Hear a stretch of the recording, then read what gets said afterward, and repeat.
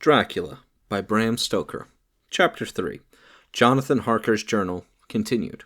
When I found that I was a prisoner, a sort of wild feeling came over me. I rushed up and down the stairs, trying every door and peering out of every window I could find, but after a little the conviction of my helplessness overpowered all other feelings. When I look back after a few hours, I think I must have been mad for the time, for I behaved much as a rat does in a trap. When, however, the conviction had come to me that I was helpless, I sat down quietly as I have ever done anything in my life, and began to think over what was best to be done. I am thinking still, and as yet have come to no definite conclusion. Of one thing only am I certain, that it is no use making my ideas known to the Count. He knows well that I am imprisoned, and as he has done it himself, and has doubtless his own motives for it, he would only deceive me if I trusted him fully with the facts. So far as I can see, my only plan will be to keep my knowledge and my fears to myself, and my eyes open. I am, I know, either being deceived like a baby by my own fears, or else I am in desperate straits, and if the latter be so, I need, and shall need, all my brains to get through. I had hardly come to this conclusion when I heard the great door below shut, and knew that the Count had returned. He did not come at once into the library, so I went cautiously to my own room, and found him making the bed. This was odd, but only confirmed what I had all along thought, that there were no servants in the house.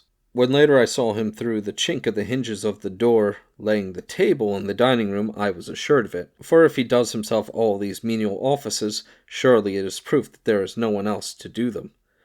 This gave me a fright, for if there is no one else in the castle, it must have been the Count himself who was the driver of the coach that brought me here.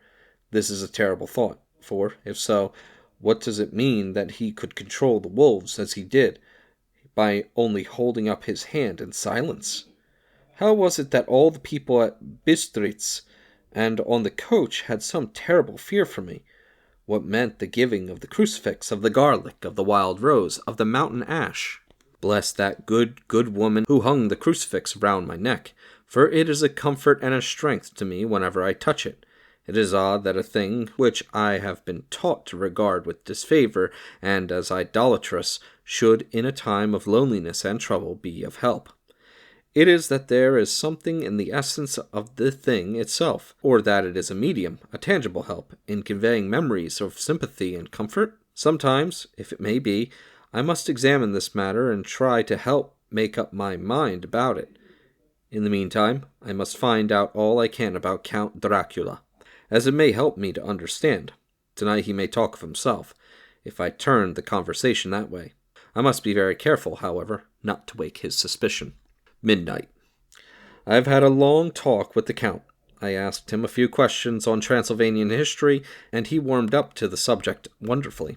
In his speaking of things and people, and especially of battles, he spoke as if he had been present at them all. This is afterwards explained by saying that to a boyar, the pride of his house and name is his own pride, that their glory is his glory, that their fate is his fate. Whenever he spoke of his house, he always said, "we," and spoke almost in the plural, like a king speaking. I wish I could put down all he said exactly as he said it, for to me it was most fascinating. It seemed to have in it a whole history of the country. He grew excited as he spoke, and walked about the room pulling his great white moustache, and grasping anything on which he laid hands as though he would crush it by main strength. One thing he said, which I shall put down as nearly as I can, for it tells in its own way the story of his race. "We Sikhes have a right to be proud, for in our veins flows the blood of many brave races who fought as the lions fight. For lordship, here in the whirlpool of European races, the Ugric tribe bore down from Iceland the fighting spirit which Thor and Woden gave them, which their berserkers displayed to such fell intent on the seaboards of Europe, aye, and of Asia and Africa too, till the peoples thought that the werewolves themselves had come. Here too, when they came, they found the Huns, whose warlike fury had swept the earth like a living flame, till the dying peoples held that in their veins ran the blood of those old witches who, expelled them from Scythia, had mated with the devils in the desert. Fools, fools! What devil or what witch was ever so great as Attila, whose blood is in these veins? He held up his arms. Is it a wonder that we are a conquering race, that we were proud, that when the Magyar, the Lombard, the Avar, the Bulgar, or the Turk poured his thousands on our frontiers, we drove them back? Is it strange that when Arpad and his legions swept through the Hungarian fatherland, he found us here when he reached the frontier, that the Hungfanglas was completed here, and when the Hungarian flood swept eastward, the Siklas were claimed as kindred by the victorious Magyars, and to us for centuries was trusted the guarding of the frontier of Turkeyland. Aye, and more than that, that endless duty of the frontier guard, for, as the Turks say, water sleeps and enemy is sleepless. Who more gladly than we throughout the four nations received the bloody sword, or at its warlike call flocked quicker to the standard of the king? When was redeemed that great shame of my nation, that shame of Kosovo, when the flags of the Valach and the Magyar went down beneath the crescent? Who was it but one of my own race, who at Vivod crossed the Danube and beat the Turk on his own ground? This was Dracula, indeed. Woe was it that his own unworthy brother, when he had fallen, sold his people to the Turk, and brought the shame of slavery on them. Was it not this Dracula, indeed, who inspired the other of his race, who in a later age again and again brought his forces over the great river into Turkeyland, who, when he was beaten back, came again and again and again, though he had to come alone from the bloody field where his troops were being slaughtered, since he knew that he alone could ultimately triumph? They said that he thought only of himself. Bah! What good are peasants without a leader? Where ends the war without a brain and heart to conduct it? Again, when after the battle of Mohacs, we threw off the Hungarian yoke, we of the Dracula blood were amongst their leaders, for our spirit would not brook that we were not free. Ah, young sir, the Siklis and the Dracula, as their heart's blood, their brains, and their swords, can boast of record that mushroom growths like the Habsburgs and the Romanovs can never reach. The warlike days are over. Blood is too precious a thing in these days of dishonorable peace, and the glories of the great races are as the tale that is told. It was at this time close on morning, and we went to bed. Memo. This diary seems horribly like the beginning of the Arabian Nights, for everything has to break off at cockcrow, or like the ghost of Hamlet's father. 12th of May. Let me begin with facts, bare, meager facts, verified by books and figures, and of which there can be no doubt. It must not confuse them with experiences which will have to rest on my own observation or memory of them. Last evening, when the Count came from his room, he began by asking me questions on legal matters and on the doing of certain kinds of business. I had spent the day wearily over books, and simply, to keep my mind occupied, went over some of the matters I had examined at Lincoln's Inn. There was a certain method in the Count's inquiries, so I shall try to put them down in sequence. The knowledge may somehow or sometime be useful to me. First, he had asked if a man in England might have 2 solicitors or more. I told him he might have a dozen if he wished, but that it would not be wise to have more than 1 solicitor engaged in one transaction, as only one could act at a time, and that to change would be certain to militate against his interest. He seemed thoroughly to understand, and went on to ask if there would be any practical difficulty in having one man to attend, say, to banking, and another to look after shipping, in case local help were needed in a place far from home of the banking solicitor. I asked him to explain more fully, so that I might not by any chance mislead him. So he said, "I shall illustrate. Your friend and mine, Mr. Peter Hawkins, from under the shadow of your beautiful cathedral at Exeter. which is far from London, buys for me through your good self my place at London. Good.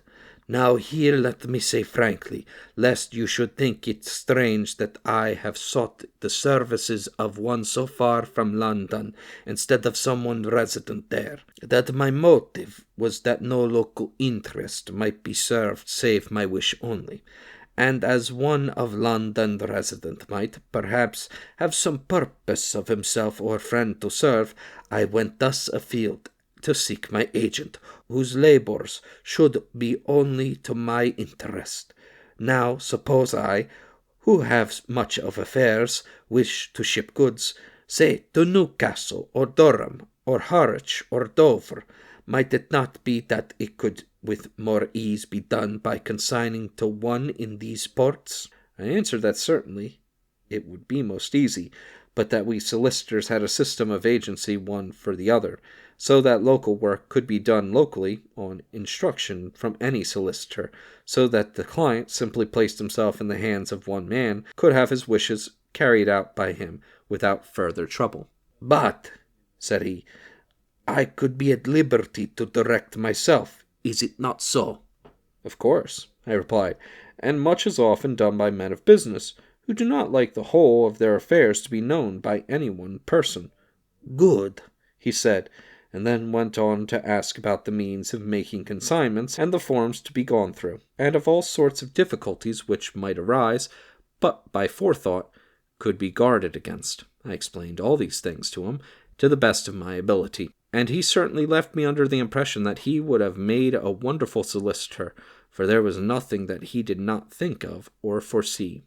For a man who was never in the country, and who did not evidently do much in the way of business, his knowledge and acumen were wonderful. When he had satisfied himself on these points of which he had spoken, and I had verified all as well as I could by the books available, he suddenly stood up and said, Have you written since your first letter to our friend Mr. Peter Hawkins, or to any other? It was with some bitterness in my heart that I answered that I had not, that as yet I had not seen any opportunity of sending letters to anybody. Then write now, my young friend, he said, laying a heavy hand on my shoulder. Write to our friend and to any other, and say, if it will please you, that you shall stay with me until a month from now. Do you wish me to stay so long? I asked, for my heart grew cold at the thought. I desire it much. Nay, I will take no refusal. When your master, employer, what you will, engage that someone should come on his behalf, it was understood that my needs only were to be consulted. I have not stinted. Is it not so? What could I do but bow acceptance? It was Mr. Hawkins' interest, not mine, and I had to think of him, not myself. And besides, while Count Dracula was speaking, there was that in his eyes, and in his bearing, which made me remember that I was a prisoner, and that if I wished it I could have no choice. The Count saw his victory in my bow, and his mastery in the trouble of my face, for he began at once to use them, but in his own smooth, restless way. I pray you, my young friend, that you will not discourse of things other than business in your letters. It will doubtless please your friends to know that you are well, and that you look forward to getting home to them. Is it not so? As he spoke, he handed me 3 sheets of notepaper and 3 envelopes. They were all of the thinnest foreign post, and looking at them, then at him, and noticing his quiet smile with the sharp canine teeth lying over the red underlip, I understood as well as if he had spoken that I should be careful what I wrote, for he would be able to read it. So I determined to write only formal notes now, but to write fully to Mr. Hawkins in secret, and also to Mina, for to her I could write in shorthand, which would puzzle the Count, if he did see it. When I had written my 2 letters, I sat quiet, reading a book whilst the Count wrote several notes, referring as he wrote them to some books on his table. Then he took up my 2 and placed them with his own, and put by his writing materials, after which, the instant the door had closed behind him, I leaned over and looked at the letters, which were face down on the table. I felt no compunction in doing so, for under the circumstances I felt I should protect myself in every way I could. One of the letters was directed to Samuel F. Billington, No. 7, The Crescent, Whitby, another to Herr Leutner, Varna. The third was to Coutts & Co., London, and the fourth to Herren Klopstock and Bilruth, bankers, Budapest. The second and fourth were unsealed. I was just about to look at them when I saw the door handle move. I sank back in my seat, having just had time to replace the letters as they had been and to resume my book before the Count, holding still another letter in his hand, entered the room. He took up the letters on the table and stamped them carefully, and then, turning to me, said, "I trust you will forgive me, but I have much work to do in private this evening. You will, I hope, find all things as you wish." At the door he turned, and after a moment's pause said, "Let me advise you, my dear young friend, nay, let me warn you with all seriousness, that should you leave these rooms you will not by any chance go to sleep in any other part of the castle. It is old, and has many memories, and there are bad dreams for those who sleep unwisely. Be warned. Should sleep now or ever overcome you, or be like to do, then haste to your own chamber or to these rooms, for your rest will then be safe. But if you be not careful in this respect, then—" He finished his speech in a gruesome way, for he motioned with his hands as if he were washing them. I quite understood. My only doubt was as to whether any dream could be more terrible than the unnatural, horrible net of gloom and mystery which seemed to be closing round me. Later, I endorsed the last words written, but this time there is no doubt in the question. I shall not fear to sleep in any place where he is not. I have placed the crucifix over the head of my bed. I imagine that my rest is thus freer from dreams, and there it shall remain. When he left me, I went to my room. After a little while, not hearing any sound, I came out and went up the stone stair to where I could look out towards the sea. There was some sense of freedom in the vast expanse, inaccessible, though it was to me, as compared with the narrow darkness of the courtyard. Looking out on this, I felt that I was indeed in prison, and I seemed to want a breath of fresh air, though it were of the night. I am beginning to feel this nocturnal existence tell on me. It is destroying my nerve. I start at my own shadow, and am full of all sorts of horrible imaginings. God knows that there is ground for any terrible fear in this accursed place. I looked out over the beautiful expanse, bathed in soft yellow moonlight, till it was almost as light as day. In the soft light the distant hills became melted, and the shadows in the valleys and gorges of velvety blackness. The mere beauty seemed to cheer me. There was peace and comfort in every breath I drew. As I leaned from the window, my eye caught by something moving a story below me, and somewhat to my left, where I imagined, from the lie of the rooms, that the windows of the Count's own room would look out. The window at which I stood was tall and deep, stone-mullioned, and though weather-worn, was still complete, but it was evidently many a day since the case had been there. I drew back behind the stonework and looked carefully out. What I saw was the Count's head coming out from the window. I did not see the face, but I knew the man by the neck and the movement of his back and arms. In any case, I could not mistake the hands which I had so many opportunities of studying. I was at first interested and somewhat amused, for it is wonderful how small a matter will interest and amuse a man when he is a prisoner. But my very feelings changed to repulsion and terror when I saw the whole man slowly emerge from the window and begin to crawl down the castle wall over the dreadful abyss, face down, with his cloak spreading out around him like great wings. At first I could not believe my eyes. I thought it was some trick of the moonlight, some weird effect of shadow, but I kept looking, and it could be no delusion. I saw the fingers and toes grasp the corners of the stones, worn clear of the mortar by the stress of years, and by thus using every projection and inequality, move downwards with considerable speed, just as a lizard moves along a wall. What manner of man is this? Or what manner of creature is it in the semblance of man? I feel the dread of this horrible place overpowering me. I am in fear, in awful fear, and there is no escape for me. I am encompassed about with terrors that I dare not think of. 15th of May. Once more have I seen the Count go out in his lizard fashion. He moved downwards in a sidelong way, some 100 feet down, and a good deal to the left. He vanished into some hole or window.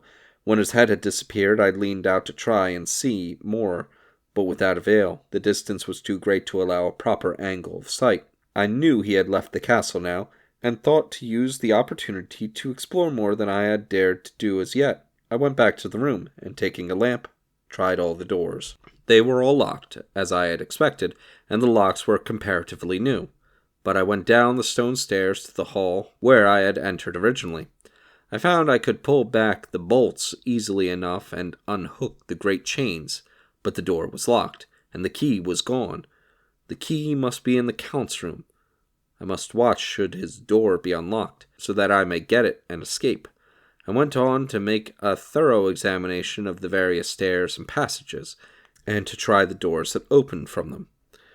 1 or 2 small rooms near the hall were open, but there was nothing to see in them except old furniture, dusty with age and moth-eaten. At last I found one door at the top of a stairway which, though it seemed to be locked, gave a little under pressure. I tried it harder, and found that it was not really locked, but that the resistance came from the fact that the hinges had fallen somewhat, and the heavy door rested on the floor. Here was an opportunity which I might not have again, so I exerted myself, and with many efforts forced it back so that I could enter. I was now in a wing of the castle further to the right than the rooms I knew and a story lower down. From the windows I could see that the suite of rooms lay along to the south of the castle, the windows of the end room looking out both west and south. On the latter side, as well as to the former, there was a great precipice. The castle was built on the corner of a great rock, so that on 3 sides it was quite impregnable, and the great windows were placed here where sling or bow or culverin could not reach, and consequently light and comfort, impossible to a position which had to be guarded, were secured. To the west was a great valley, and then, rising far away, great jagged mountain fastnesses. Rising peak on peak, the sheer rock studded with mountain ash and thorn, whose roots clung in the cracks and crevices and crannies of the stone.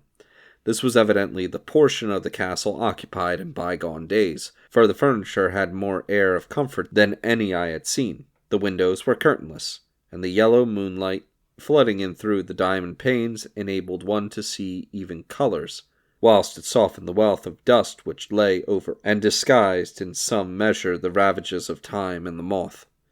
My lamp seemed to be of little effect in the brilliant moonlight, but I was glad to have it with me, for there was a dread loneliness in the place which chilled my heart and made my nerves tremble. Still, it was better than living alone in the rooms which I had come to hate from the presence of the Count, and after trying a little to school my nerves, I found a soft quietude come over me. Here I am, sitting at a little oak table where in old times possibly some fair lady sat to pen, with much thought and many blushes, her ill-spelt love letter, and writing in my diary in shorthand all that has happened since I closed it last. It is 19th century up to date with a vengeance, and yet, unless my senses deceive me, the old centuries had, and have, powers of their own which mere modernity cannot kill. Later, the morning of 16th of May. God preserve my sanity, for to this I am reduced. Safety and the assurance of safety are things of the past. Whilst I live on here, there is but one thing to hope for, that I may not go mad, if indeed I be not mad already. If I be sane, then surely it is maddening to think that of all the foul things that lurk in this hateful place, the Count is the least dreadful to me. That to him alone I can look for safety, even though this be only whilst I can serve this purpose. Great God, merciful God, let me be calm, for out of that way lies madness indeed. I begin to get new lights on certain things which have puzzled me. Up to now I never quite knew what Shakespeare meant when he made Hamlet say, "My tablets, quick, my tablets, 'tis meant that I put it down," etc. For now, feeling as though my own brain were unhinged, or as if the shock had come which must end in its undoing, I turned to my diary for repose. The habit of entering accurately must help to soothe me. The Count's mysterious warning frightened me at the time. It frightens me more now when I think of it, for in future he has a fearful hold upon me. I shall fear to doubt what he may say. When I had written in my diary, and had fortunately replaced the book and pen in my pocket, I felt sleepy. The Count's warning came into my mind, but I took a pleasure in disobeying it. The sense of sleep was upon me, and with it the obstinacy which sleep brings as outrider. The soft moonlight soothed, and the wide expanse without gave a sense of freedom which refreshed me. I determined not to return tonight to the gloom-haunted rooms, but to sleep here, whereof old ladies had sat and sung and lived sweet lives whilst their gentle breasts were sad for their menfolk away in the midst of remorseless wars. I drew a great couch out of its place near the corner, so that, as I lay, I could look at the lovely view to east and south, and, unthinking of and uncaring for the dust, composed myself for sleep. I suppose I must have fallen asleep. I hope so, but I fear for all that followed was startlingly real. So real that now, sitting here in the broad, full sunlight of the morning, I cannot in the least believe that it was all sleep. I was not alone. The room was the same, unchanged in any way since I came into it. I could see along the floor the brilliant moonlight, my own steps, marked where I had disturbed the long accumulation of dust. In the moonlight opposite me were 3 young women, ladies by their dress and manner. I thought at the time that I must be dreaming when I saw them, for, though the moonlight was behind them, they threw no shadow on the floor. They came to me and looked at me for some time, and then whispered together. 2 were dark and had high aquiline noses like the Count, and great dark piercing eyes that seemed to be almost red when contrasted with the pale yellow moon. The other was fair as can be, with great wavy masses of golden hair and eyes like pale sapphires. I seemed somehow to know her face, and to know it in connection with some dreamy fear. But I could not recollect at the moment how or where. All 3 had brilliant white teeth that shone like pearls against the ruby of their voluptuous lips. There was something about them that made me uneasy, some longing, and, at the same time, some deadly fear. I felt it in my heart a wicked, burning desire that they would kiss me with those red lips. It is not good to note this down, lest some day it should meet Mina's eyes and cause her pain, but it is the truth. They whispered together, and then they all 3 laughed, such a silvery musical laugh, but as hard as though the sound never could have come through the softness of human lips. It was like the intolerable tingling sweetness of water glasses when played on by a cunning hand. The fair girl shook her head coquettishly, and the other 2 urged her on. One said, "Go on, you are first, and we shall follow. Yours is the right to begin." The others added, "He is young and strong. There are kisses for us all." I lay quiet, looking out under my eyelashes in an agony of delightful anticipation.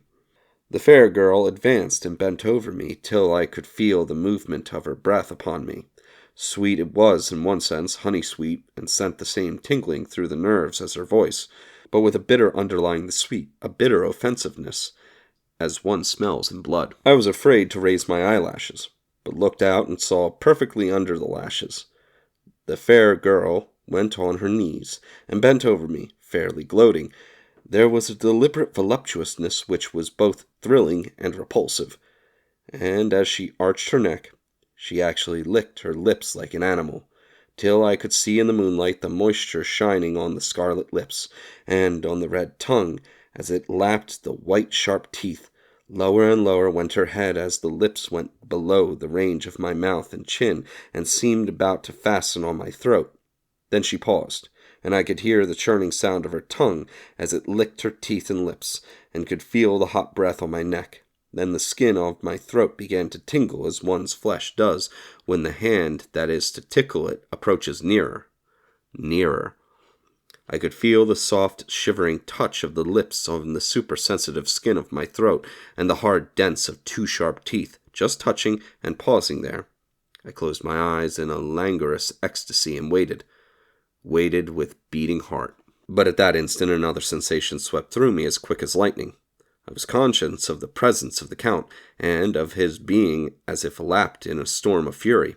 As my eyes opened involuntarily, I saw his strong hand grasp the slender neck of the fair woman, and with giant's power draw it back, the blue eyes transformed with fury, the white teeth champing with rage, and the fair cheeks blazoning red with passion. But the Count, never did I imagine such wrath and fury, even to the demons of the pit. His eyes were positively blazing. The red light in them was lurid, as if the flames of hellfire blazed behind them. His face was deathly pale, and the lines of it were hard like drawn wires. The thick eyebrows that met over the nose now seemed like a heaving bar of white-hot metal. With a fierce sweep of his arm, he hurled the woman from him, and then motioned to the others, as though he were beating them back. It was the same imperious gesture that I had seen used to the wolves. In a voice which, though low and almost in a whisper, seemed to cut through the air and then ring about the room, he said, "How dare you touch him, any of you? How dare you cast eyes on him when I had forbidden it? Back, I tell you all. This man belongs to me. Beware how you meddle with him, and you'll have to deal with me." The fair girl, with a laugh of ribald coquetry, turned to answer him. "You yourself never loved. You never love." On this the other woman joined, and such mirthless, hard, soulless laughter rang through the room that it almost made me faint to hear. It seemed like the pleasure of fiends. Then the Count turned, after looking at my face attentively, and said in a soft whisper, "Yes, I too can love. You yourselves can tell it from the past. Is it not so? Well now, I promise that when I am done with him, you shall kiss him at your will. Now go, go. I must awaken him, for there is work to be done." "Are we to have nothing tonight?" said one of them, with a low laugh, as she pointed to the bag which had been thrown upon the floor, and which moved as though there was some living thing within it. For an answer he nodded his head. One of the women jumped forward and opened it.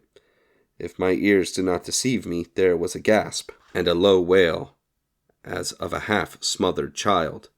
The woman closed round, whilst I was aghast with horror, but as I looked they disappeared, and with them the dreadful bag. There was no door near them, and they could not have passed me without my noticing. They simply seemed to fade into the rays of the moonlight, and pass through the window, for I could see outside the din shadowy forms for a moment before they entirely faded away. Then the horror overcame me, and I sank down unconsciously.